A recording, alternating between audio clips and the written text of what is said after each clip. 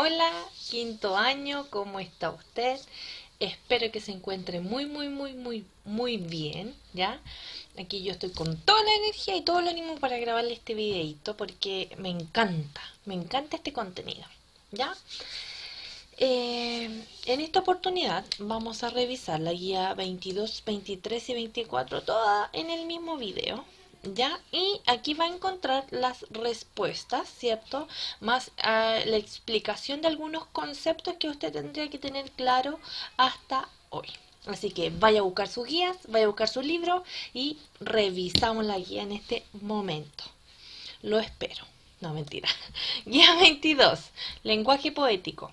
Tiene por objetivo comprender el lenguaje poético. ¿Ya? Y dice aquí que vamos a trabajar con las páginas 100, 101, 102 y 103. Entonces, aquí yo le pongo, registra en tu cuaderno el objetivo, la fecha y luego desarrolla la siguiente actividad. Y creo que en la semana 10 ya agregué dos cositas nuevas. Uno son como las imágenes de cómo tiene que ir quedando su cuaderno. Usted sabe que a mí me importa mucho el orden del cuaderno. Y dos, un segmento de autoevaluación. ¿Ya? En lo posible ese segmento de evaluación, pero igual me estoy adelantando un poquito, pero la guía 10 tiene que tratar de mandármelo, ¿ya? Para ver cómo va, ¿ya? Pero no se adelante todavía, eso es la guía 10, en la semana 10, perdón. Ya, seguimos. Desarrolla la actividad activo. Responde las preguntas 1 y 2 de la página 100 y la pregunta 3 de la página 101. Bien, saltamos al libro. Dice, lo que imaginaste y comprendiste al leer los poemas de la sección anterior surgió a partir de dos fuentes relacionadas, el lenguaje poético y tu experiencia. Para repasar tus aprendizajes, reflexiona sobre las siguientes preguntas. Pero me quiero agrandar esto, ahí sí. A. Al leer, ¿cómo reconoces cuando un texto es un poema? Entonces aquí usted podría haber respondido. Se espera que ustedes indiquen cualquier característica formal de los textos poéticos que hayan conocido. Por ejemplo, que están escritos en verso, que algunos tienen rima o que están separados en estrofas. También pueden responder indicando que los poemas utilizan lenguaje poético. Cualquiera de esas respuestas estaba bien. B. ¿Crees que podrías reconocer un poema al escucharlo? ¿Y cómo lo podrías identificar? Bien, aquí ustedes pueden indicar que es posible reconocer un poema al escucharlo por la sonoridad que posee, por las rimas, la estrofa o las aliteraciones, que es la repetición de ciertos sonidos también en cada verso.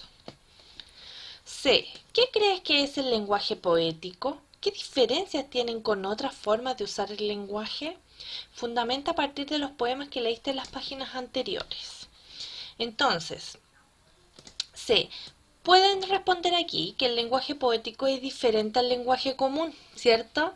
Pueden fundamentar citando la rima presente en los poemas leídos o bien mencionar el uso del lenguaje poético como en las figuras analizadas en las páginas anteriores, ¿ya? D. Resume tus aprendizajes previos en el recuadro lateral. Aquí, todo lo que usted aprendió hasta aquí sobre los poemas, ¿sí? En cuanto a la forma, a la función, a los componentes, todo sirve. Relee el poema Faroles de la poeta chilena Cecilia Casanova que aparece en la página 96 y responde a las siguientes preguntas.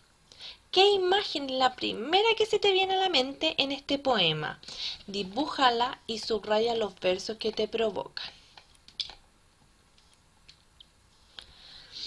Una mariposa vuela por mi pieza oscura. Compadecida, he abierto la ventana para mostrarle los faroles que alumbran la calle.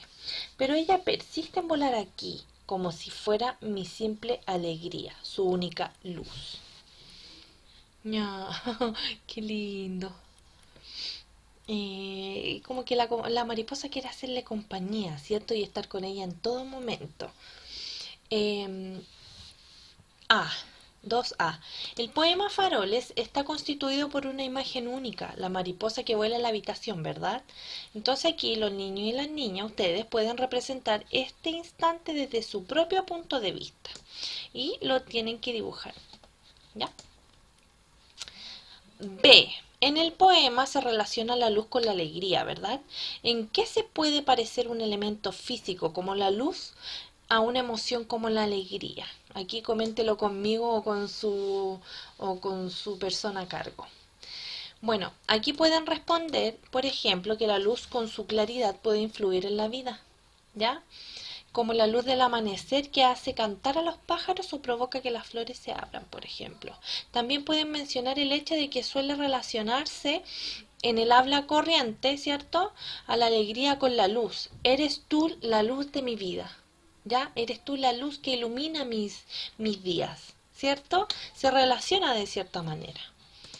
Haz una lista con 4 elementos, acciones o sensaciones que en tu opinión se puede relacionar con la alegría. Por ejemplo, tengo yo bailar, jugar, pintar, escuchar música, comer chocolate, etcétera. ¿Ya? Y pregunta número 3. A partir de tu experiencia, analiza algunos versos de los poemas leídos en la sección Hora de leer y completa en tu cuaderno un esquema como el siguiente. Puedes escribir o dibujar. ¿Qué dice la estrofa? ¿Qué imaginó o qué recordó? Y luego qué idea o sentimiento le sugiere. ¿Ya? Un ejemplo, porque la respuesta es variable. Depende de lo que usted piense en el fondo. A paso de hormiga llevaron la carga que así repartida se puso liviana. A paso de hormiga llevaron la carga que se repartía. Yo imaginé inmediatamente hormigas con una gran carga en la espalda. Eso lo escribo aquí. ¿Y qué idea o sentimiento sugiere? Que el trabajo que realizan las hormigas es como esforzado, esfuerzo. Eso yo siento. ¿Sí? Ya. Haga lo mismo con estos otros 3. Bien, antes de seguir, yo puse aquí que tiene que leer y analizar el concepto del lenguaje poético presente en las páginas 101 y 102 y tiene que resumir en su cuaderno los siguientes conceptos. ¿Ya? Entonces,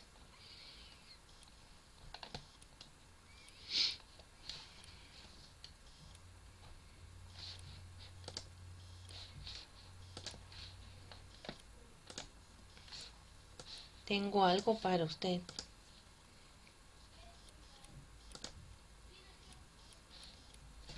Bien.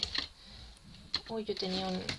El lenguaje poético, estimados y estimadas, es un lenguaje muy particular, es un lenguaje muy especial, porque en el fondo, sin el lenguaje poético no existirían los poemas, creo yo, ¿cierto? De hecho se llama lenguaje poético precisamente porque solo le cabe, ¿cierto?, a los poemas. Pucha, ya no va a poder ser así. Entonces, esto está en el libro, lo mismo. El lenguaje poético se dirige a las emociones, ¿verdad? Al intelecto o a las creencias del lector. Cuando leemos un poema, el texto activa nuestros sentidos inmediatamente y nos transmite estados de ánimo y crea imágenes en nuestra mente. Entre otros efectos, perdón. Observa el siguiente esquema. Tenemos el lenguaje poético, ¿cierto? Y tenemos que el lenguaje poético activa los sentidos del lector, ¿sí? Transmite estado de ánimo y le provoca emociones y finalmente crea imágenes mentales en su cabecita. Por ejemplo, lee el siguiente verso. ¿Qué cosa irrita a los volcanes que escupen fuego, frío y furia? Ahora completa el siguiente esquema. ¿Qué sentidos se activan? ¿Qué cosa irrita a los volcanes que escupen? Yo creo que la vista, ¿cierto? Porque se puede ver el fuego como que hace alusión a que el volcán está como furioso. Algo así. Yo me imagino un volcán así como que está erupcionando, ¿cierto? Para todos lados y además siento que de alguna u otra manera tiene vida. Eso. ¿Qué estado de ánimo te transmite? A mí inmediatamente me irrita también esa imagen, como que me provoca una especie de pánico, de angustia. ¿Y qué imagen surge a tu mente? Ya, y lo que yo me imagino, esa es como mi imagen. Y ya se lo dije más o menos. Un volcán, ¿cierto? Cafecito, con pelo naranjo, ¿cierto? Y así como enojado, irritado, ¿cierto? Puede ser. Ya, entonces le pedí que en la hoja usted pusiera una definición de lenguaje poético. Entonces, puede hacer esto, lenguaje poético, y puede escribir un ejemplo. Si quiere lo copia, no hay ningún problema. El lenguaje poético es aquel que activa nuestros sentidos, emociones y estados de ánimo. ¿Ya? El lenguaje poético crea imágenes que se perciben a través de los sentidos. ¿Sí? ¿Puede ser? ¿Puede ser? Decía otras cositas más. Tenemos que seguir, ¿cierto? Leyendo esta página. ¿Qué dice?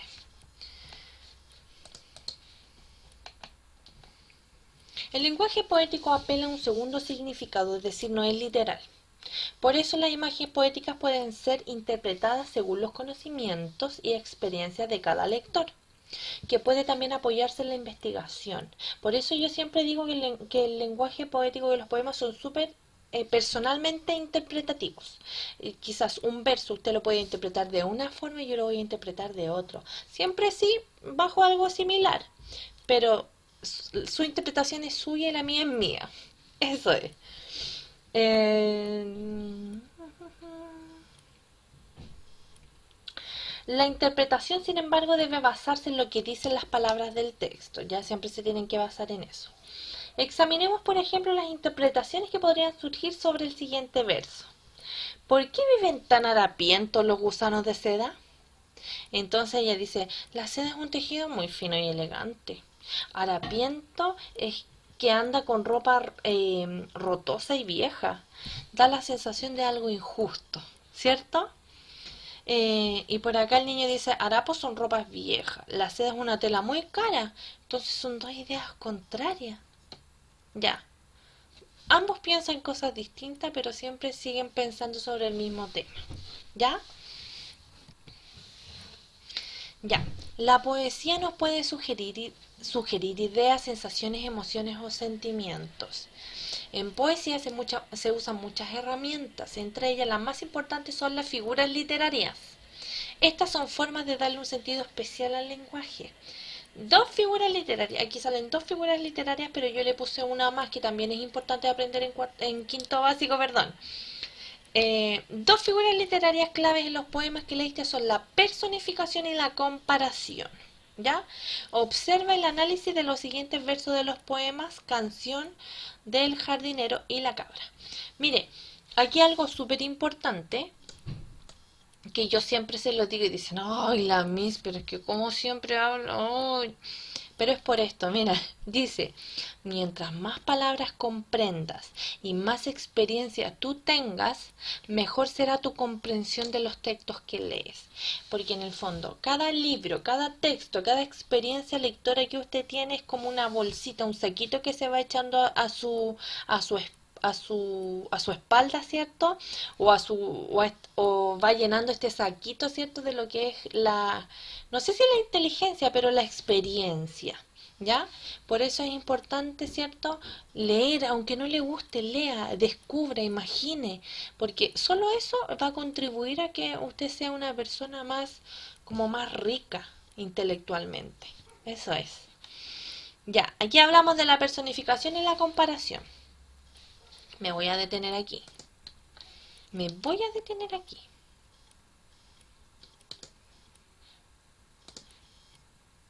Espéreme.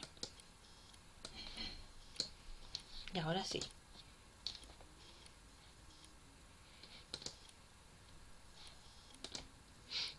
Ya. Quedé aquí, ¿verdad? Y entonces el cuaderno tendría que estar así hasta el momento. Entonces, se nos agrega otro concepto que se llaman figuras literarias. ¿Ya? La personificación, la comparación y la metáfora. Esto lo saqué del espacio que le puse en la guía, perdón, del texto que le puse en la guía. Uno de los recursos más utilizados en la poesía, se lo acabo de leer, son las figuras literarias o figuras retóricas. Una figura literaria consiste en el uso en sentido figurado, en un lenguaje connotativo, ¿cierto? De una palabra o un grupo de palabras para destacar un sentimiento o idea que el poema comunica. Por ejemplo, los versos "En laberinto de letras se perdía cada instante" muestran figuradamente los problemas de ortografía que tiene el enamorado. En laberintos de letras se perdía cada instante. O sea, yo me estoy refiriendo a un problema ortográfico, utilizando, ¿cierto?, otro tipo de palabras. La metáfora, la comparación y la personificación son tres figuras literarias que modifican el significado de las palabras, destacando sus rasgos connotativos. Se lo explico. Recuerda que el año pasado aprendimos cuál era el lenguaje connotativo y cuál era el denotativo. El denotativo tenía que ver con todo lo real y lo objetivo, y el connotativo tenía que ver con todo lo subjetivo y lo interpretativo. ¿Ya? Por eso el lenguaje poético utiliza el lenguaje connotativo. Su cuaderno ya debería quedar así. Seguimos con la misma definición del lenguaje poético y luego el de las figuras literarias. Este lo hice yo. Dice: las figuras literarias es un recurso de la poesía en donde se utiliza el lenguaje figurado, el lenguaje connotativo, para expresar las ideas desde otro punto de vista, desde otra realidad. La idea principal es destacar ciertos sentimientos o pensamientos que el poeta quiere expresar. Entonces, se utiliza las figuras literarias, el lenguaje connotativo, solo para destacar ciertos sentimientos, emociones y para, en el fondo, magnificarlos. ¿Sí? Es decir, yo poéticamente no le voy a decir te amo, sino que yo que te amo con la fuerza de un huracán, se magnifica. ¿Ya? Un ejemplo un poco. Personificación. Consiste en atribuir características o actividades humanas a objetos o seres inanimados, ¿ya? A los animales o también a las plantas. Yo sé que no son inanimados, pero son animales. Animales, cosas, objetos inanimados. Por ejemplo, en Obrerito de Gabriela Mistral se personifica el molino. O mejor, tendré un molino que te hable haciéndole pan. Los molinos no hablan, entonces cuando yo ya digo un molino que te hable, es una personificación. La comparación se utiliza para destacar una característica de un elemento, estableciendo una semejanza con otra. Ya yo siempre veo la comparación así. Esta similitud se hace explícita a través de una marca textual. Se usa como, se usa tal que, igual que, la mayoría usa como. ¿Ya? Por ejemplo, en Obrerito se compara la acción de tomar en brazos a la madre con las hierbas que son levantadas por el viento. ¿Ya? Te levantaré en mis brazos como la sonda al herbazal. ¿Ya? Y finalmente la metáfora consiste en comparar un elemento con otro, pero de manera implícita. ¿Ya? Es una comparación implícita. El conector de la comparación, el cómo, ese ya no va a aparecer. ¿Ya? Es decir, se nombra un ser, hecho o cualidad con el nombre del otro, se suple estas realidades. Por ejemplo, en Amor con faltas de ortografía hay metáforas para representar los problemas con la ortografía del enamorado. El laberinto de letras se perdía cada instante. El laberinto de letras debe ser en los errores ortográficos. ¿Sí? Ahora se lo explico bien. Su cuaderno debería ir así: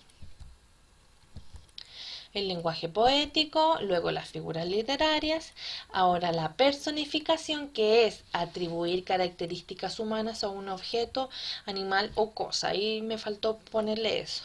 Atribuir características humanas. ¿Sí? La palabra lo dice, personificar. Es como hacer un personaje, algo así. Comparación, contrarrestar, ¿cierto? Dos realidades a partir de sus aspectos en común. Y siempre se utiliza la partícula como, ¿ya? Entre otras. Pero siempre tiene que haber un como. Eh,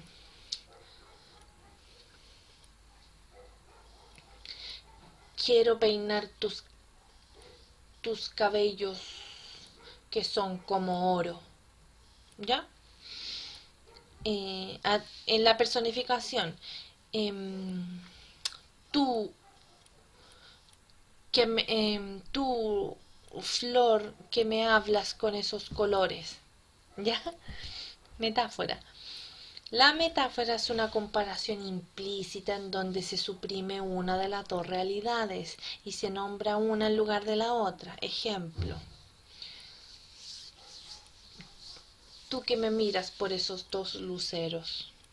Comparé los ojos con los luceros, pero en ningún momento dije ojos, sino que inmediatamente dije luceros. Entonces yo suprimí la primera realidad y solo me quedé con la otra. Eso es una metáfora. Bien, todavía no, hasta ahí.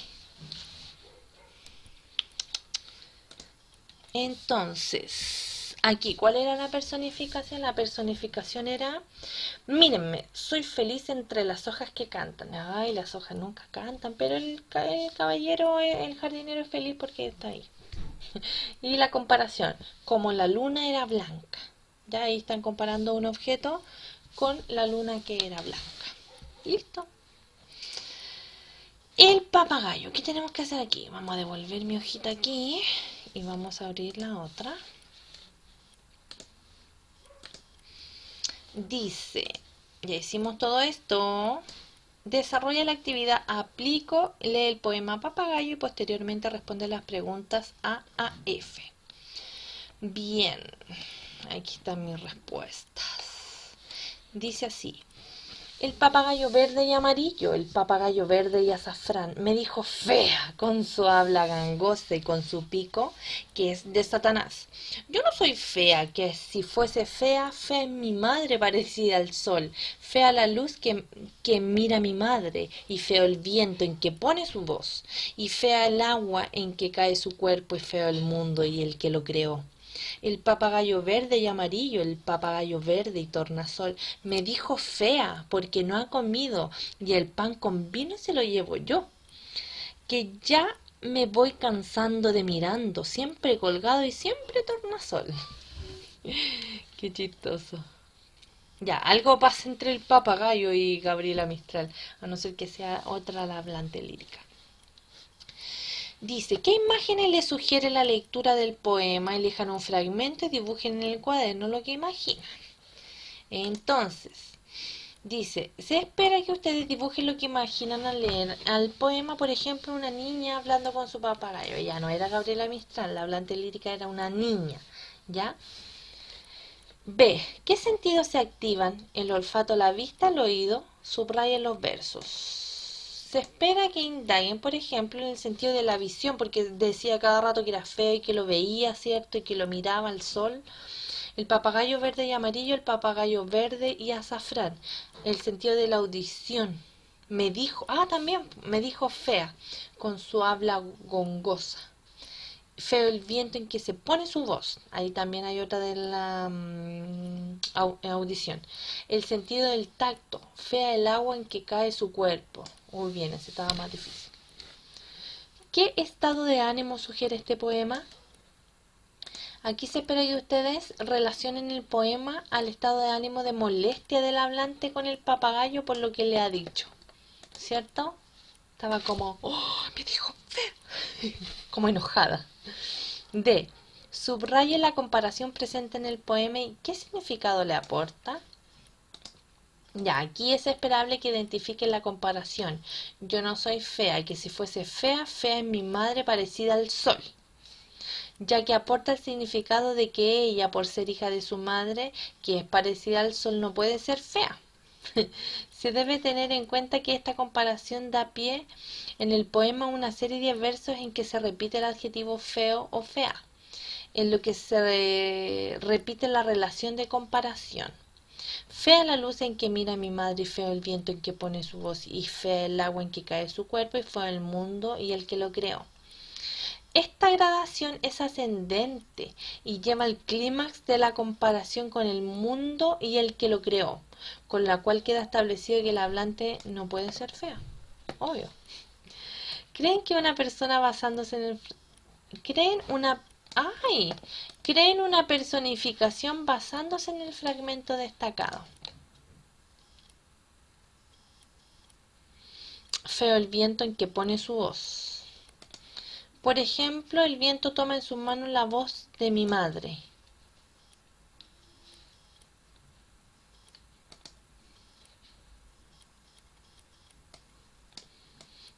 Feo el viento que pone en su voz. Ya, se tiene que basar en ese, ¿ya?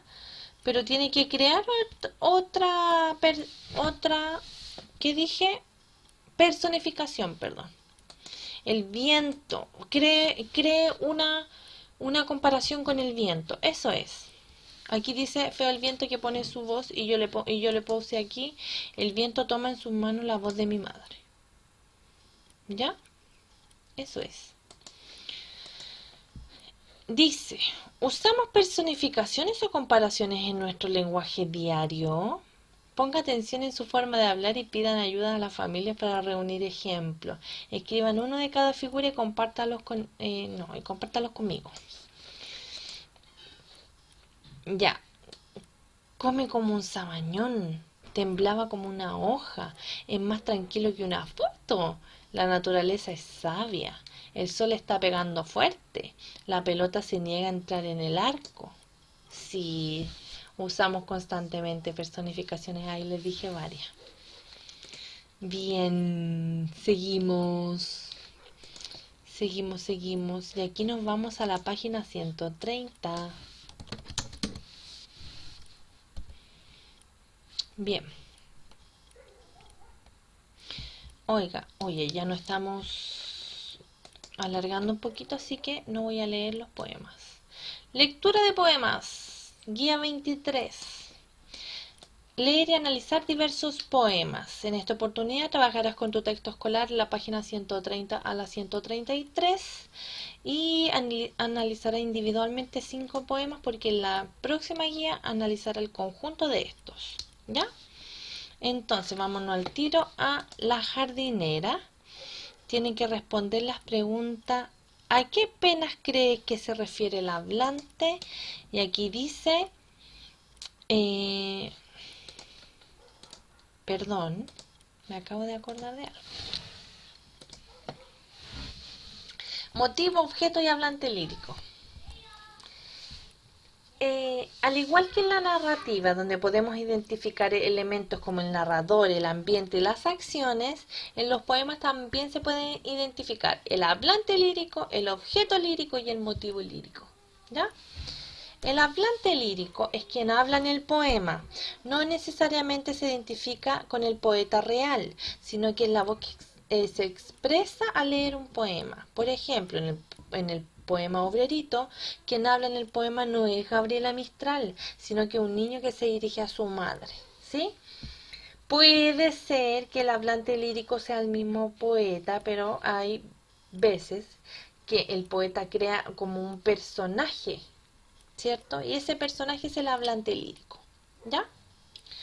El objeto lírico, por su parte, es el elemento que provoca o inspira el poema. Por ejemplo, en Obrerito el objeto lírico es la madre, ¿ya?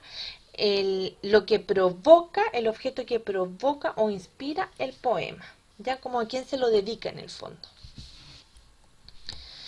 Y el motivo lírico... yo estaba en lo mejor.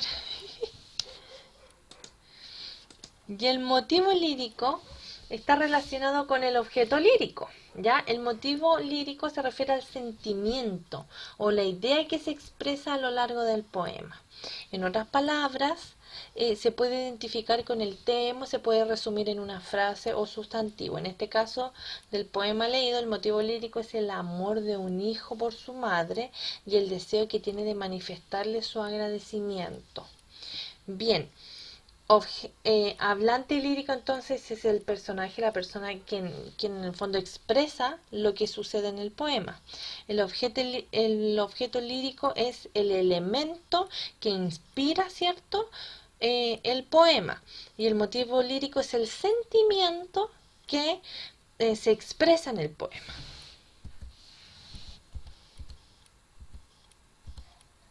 Ahí sí, terminé. Entonces, por eso ahora me parece pertinente, ¿cierto? Que hablemos de la hablante, objeto, motivo, porque ahora ya sabe, ¿sí? Em, ¿A qué penas crees que se refiere la hablante? Son penas de amor porque la canción comienza diciendo para olvidarme de ti, ¿ya? Y aparte la Violeta siempre escribía como canciones, o sea, como, perdón, como poemas así, como de amor, como tortuosos. ¿Ya? Por acá, cuento de las nubes, número 2 y 3. 2. ¿Por qué crees que la autora eligió este animal para expresar su idea? Por la semejanza de las nubes con los corderos blancos, esponjosos. ¿Ya? Ahí. Seguimos.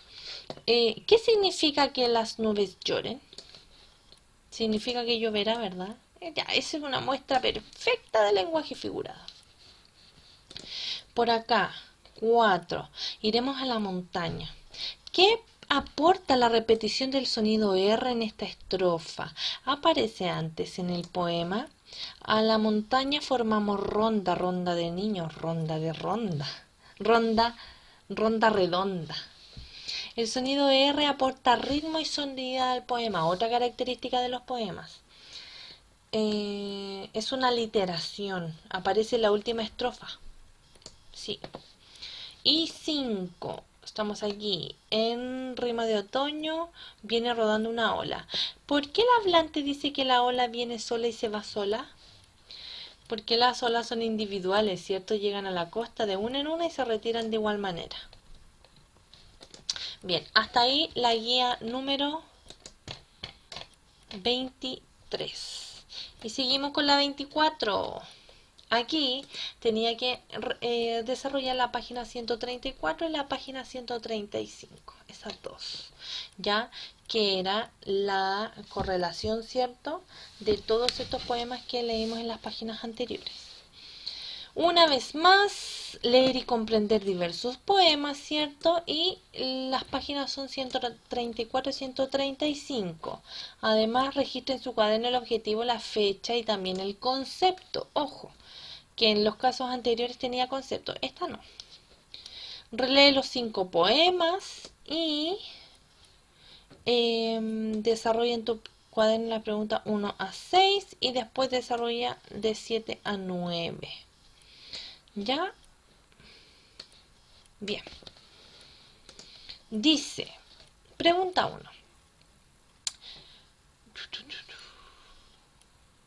Completa la tabla indicando cuál es el tema de cada poema. ¿Ya? 1. Los temas son: en la jardinera, el consuelo que da la tierra. En el cuento de nubes, las nubes. En iremos a la montaña. En rima de otoño, el otoño, y viene rodando una ola, la ola. Simple. 2. En el poema La jardinera, ¿cuáles son los dolores que las plantas sanarán? Completa el recuadro. Ya, la violeta va a curar la tristeza, la clavelina la pasión, el manzanillón para saber si el ser amado corresponde al sentimiento, si lo quiere o no, la amapola para quedarse dormida y los pensamientos para ahuyentar los recuerdos tristes. 3. ¿Quién ayudó a la pequeña nube del poema Cuento de nubes? El viento. ¿Ya? Usted haga respuesta más completa. 4. ¿Cómo se imagina a la persona que expresa sus sentimientos en el poema La jardinera? ¿Está enferma? ¿Qué siente? ¿Por qué dice el hablante iba a jugar? No, pues... Ya, ¿cómo me imagino yo Claro, pues puede estar enferma, tiene como muchos dolores. Bueno, y le dije un poquito, pues ella hacía como poemas un poco así como tortuosos, como de amor, así como de ese que duele. Por eso, a ella le dolía el corazón, mucho. 5. Señales del sentimiento que transmite el poema Iremos a la montaña. Ya, ahí. 5. Ah, me corrí aquí. Ya, se espera que responden que se transmite, por ejemplo, el sentimiento de lo bella que es la montaña. Qué lindo el aire, qué bello el sol azul del cielo, se siente a Dios. Ya, y la de la violeta estaba aquí, solo que no sé por qué me corrí. Preguntas. 6. ¿Qué imágenes les evocan los poemas Rimas de Otoño y viene rodando una ola?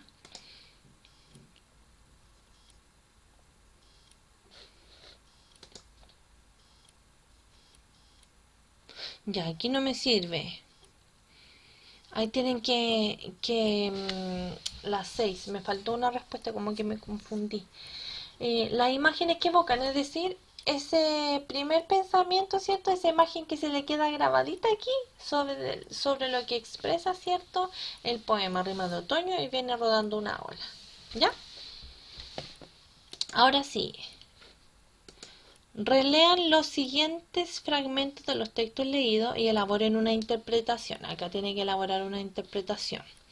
Viene rodando una ola, me dice hola, ¿qué tal? Y se envuelve en una estola de espuma y sal. Aquí se espera que ustedes relacionen la estrofa con el movimiento rítmico y elegante de una ola. ¿Ya? Y el otro, el viento arrea las nubes por los caminos del cielo, unas a otras se empujan como si fueran corderos.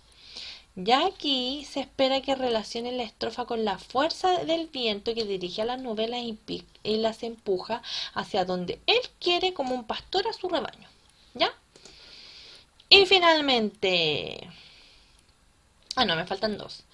En su opinión, ¿cuál de los poemas leídos refleja de mejor manera el respeto por el medio ambiente? Ya, aquí pueden seleccionar cualquiera de los poemas leídos argumentando su opción con elementos del texto. Por ejemplo, si eligen La jardinera, deben fundamentar con versos. En ella espero encontrar remedio para mi pena. Si eligen el poema E iremos a la montaña, pueden seleccionar el verso de la cuarta estrofa y así, etcétera. ¿Ya? 9. ¿Cómo creen que se relacionaba la hablante del texto uno con la naturaleza que la rodea? Fundamente su opinión con la jardinera. Aquí es esperable que manifiesten que la hablante se relacionaba con la naturaleza de una manera muy estrecha porque le siente como su benefactora, más amorosa y colaboradora que la persona amada. Al final que va a encontrar más remedios en la flor y que cada flor tiene, de su jardinera, cada flor tiene como un objetivo y en el fondo son para reconfortarla a ella, más que el que le crea sus penas de amor, ¿cierto? Bien, eso es todo. Espero, pero de corazón que esté bien. Le mando muchos cariños, mucho afecto, ¿cierto? De verdad que espero que esté bien. Ojalá cualquier cosita la podamos saber porque aquí estamos todos, ¿cierto? Atentos a lo que pasa, pero tiene que comunicarlo, ¿ya? Espero que haya sido una ayudita para usted. La persona que está viendo este videito, por favor, coméntele a los compañeros que en este tipo de videos está como una ayudita, ¿cierto? Para su labor, digamos. Lo otro, que yo sí que estoy atrasadita, pero recuerde que tuve un accidente con mi hijito, así que ya me prometo esta semana ponerme al día para después ir semana a semana de nuevo para que usted pueda hacer con ayudita la guía. ¿Ya? Bien, eso, que le vaya bien, los extraño montones. Nos vemos, adiós.